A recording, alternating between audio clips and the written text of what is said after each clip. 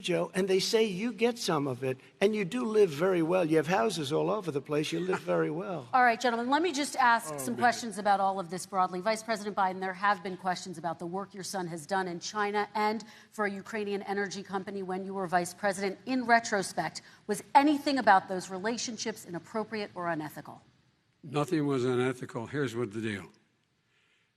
With regard to Ukraine, we had this whole question about whether or not, because he was on the board, I later learned of a Burisma, a company, that somehow I had done something wrong.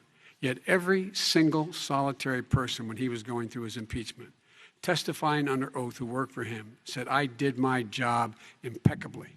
I carried out U.S. policy. Not one single solitary thing was out of line. Not a single thing, number one. Number two, the guy who got in trouble in Ukraine was this guy trying to bribe the Ukrainian government to say something negative about me, which they would not do and did not do because it never, ever, ever happened. My son has not made money in terms of this thing about, what are you talking about, China. I have not had, the only guy made money from China is this guy. He's the only one. Nobody else has made money from China. President Trump, let me ask my question to you. But could I just one thing? Very quickly. His son didn't have a job for a long time, was sadly no longer in the military service. I won't get into that. And he didn't have a job. As soon as he became vice president, Burisma, not the best reputation in the world. I hear they paid him $183,000 a month. Listen to this.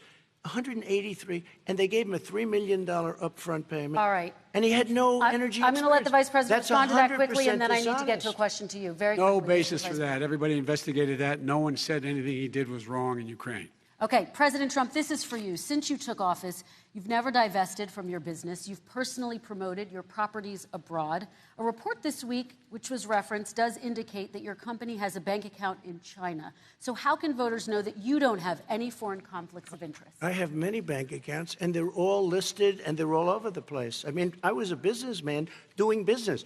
The bank account you're referring to, which is everybody knows about it, it's listed. The bank account was in 2013. That's when it was. It was opened it was closed in 2015, I believe. And then I decided, because I was thinking about doing a deal in China like millions of other people. I was thinking about it, and I decided I'm not going to do it. Didn't like it. I decided not to do it. Had an account open, and I closed it.